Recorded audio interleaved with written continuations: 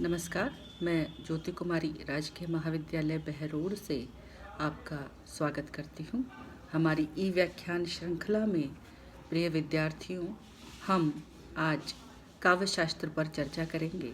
काव्य शास्त्र की क्या परंपरा रही है और रीतिकाल को समझने में काव्य शास्त्र की महती भूमिका रही है, और रीतिकाल तभी तक समझ में नहीं आ सकता जब तक आप काव्य शास्त्र को न समझ लें।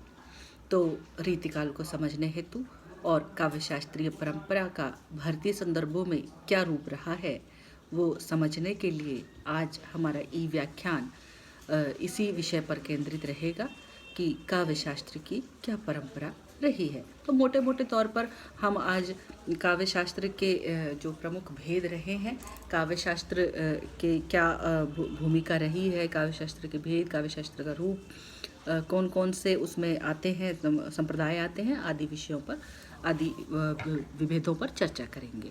तो सबसे पहले मैं आपको काव्य शास्त्र की संक्षिप्त रूपरेखा के बारे में बताऊं तो काव्य को रचने का विधान ही काव्य शास्त्र कहलाता है। काव्य में मूल उत्स क्या होगा, उसकी मूल भावना क्या होगी, उसका शरीर क्या होगा, उसमें क्या गुण होने चाहिए, कविता में क्या दोष नहीं होने चाहिए, आदि चीज़ें काव्य शास्त्रीय अध्ययन के अंतर्गत आती हैं। काव्य तथा साहित्य एक प्रकार से समानार्थक शब्द हैं, परंतु दोनों से दो भिन्न भिन्न अर्थ निकलते हैं। काव्य का अर्थ है कवि कर्म, यानी कवि का कर्म। कवि वही होता है जो किसी वस्तु के वर्णन में निपुण होता है, यानी किसी भी वस्तु का वर्णन वह बहुत श्रेष्ठता से करता है। वर्णन में निपुण ऐसे कवि का कर्म काव्य ही कहलाता है। इधर साहित्य की उत्पत्ति सहित शब्द से हुई है, जिसमें भाववाचक यह प्रत्यय के योग से होती है, और साहित्यो शब्दार्थयो भाव साहित्यम, एक साथ सम्मिलित शब्द तथा अर्थ का भाव ही साहित्य कहलाता है। यानी कि साहित्य वह होता है जिसमें सहित का भाव हो, जिसमें एक सबके हित की बात की जाए। तो भारतीय साहित्य शास्त्र का आरंभ या भारतीय काव्य शास्त्र का आरंभ सामान्यतः भरत मुनि के नाट्य शास्त्र से माना जाता है।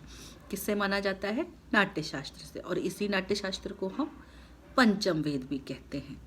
इसके बाद उत्तरोत्तर साहित्य शास्त्र में विकास की गति तीव्र होती चली जाती है। तो एक बार एक शुरुआत हो जाती है, उसके बाद लगातार साहित्य शास्त्र में गति होती रहती है।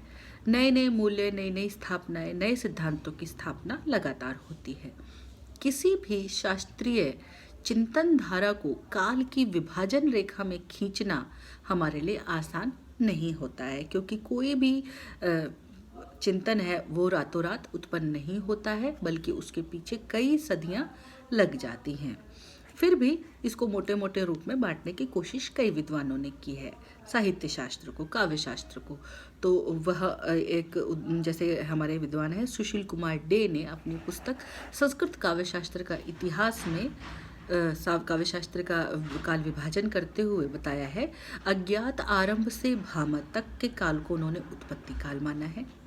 भामह से आनंदवर्धन तक के काल को, यानी 7वीं शती से 9वीं शती के मध्य तक के काल को उन्होंने रचनात्मक काल माना है।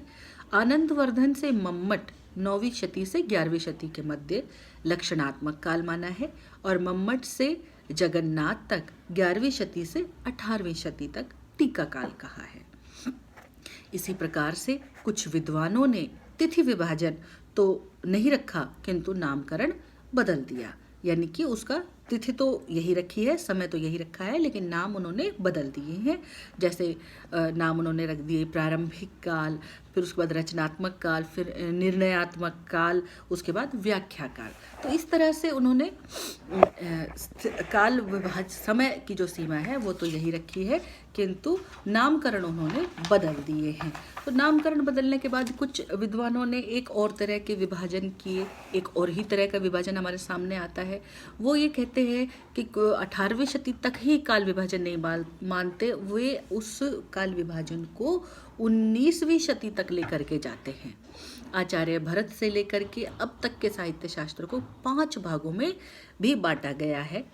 जैसे पहला मैं आपको बताऊं, स्थापना काल, जिसमें स्थापना होती है काव्य शास्त्रीय चिंतन की। तो स्थापना काल, और वो है 5वीं शताब्दी के अंत तक। तो समय आपको पता चल गया, स्थापना काल 5वीं शताब्दी के अंत तक। दूसरा है नव अन्वेक्षण काल, वो 6ठी शताब्दी से लेकर के 11वीं शताब्दी तक।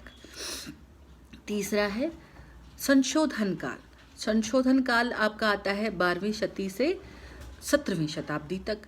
फिर उसके बाद आता है पद्यानुवाद काल। वह पद्यानुवाद काल आता है 17वीं शताब्दी से 19वीं शताब्दी के मध्य तक आता है। और अंत में आता है नवोत्थान काल। वह 19वीं शती से के अंतिम चरण से अब तक आता है। तो इस तरह से आपने देखा, सबसे पहले स्थापना काल, फिर उसके बाद नव अन्वेक्षण काल, संशोधन काल, पद्यानुवाद काल और नवोत्थान काल। तो 5 हो गए। इस तरह से विभाजन, ये जो विभिन्न विभाजन हुए, ये हमें बताते हैं कि प्रत्येक युग की अपनी विशेषताएं रही हैं, जिनके आधार पर हर युग को अलग से देखा और समझा जाता है। प्रत्येक युग में सामान्य विशेषता ये रही है कि हर युग में कुछ न कुछ मौलिक अवश्य हुआ है। यानी ये नहीं कहा जा सकता कि हर युग में वही एक बात चलती आ रही है। हर युग में अपनी एक नई स्थापना सिद्धांत की हुई है और हर युग की अपनी एक रचनात्मक विशेषताएं रही हैं। तो अगर हम बात करें कि कौन कौन से सिद्धांत आए काव्य शास्त्र में, तो आज हमने देखा कि काव्य शास्त्र के इतिहास का विभाजन कौन कौन से कालों में हुआ, और अब हम आगे विभिन्न उनके जो सिद्धांत हुए हैं उन पर चर्चा करेंगे। धन्यवाद।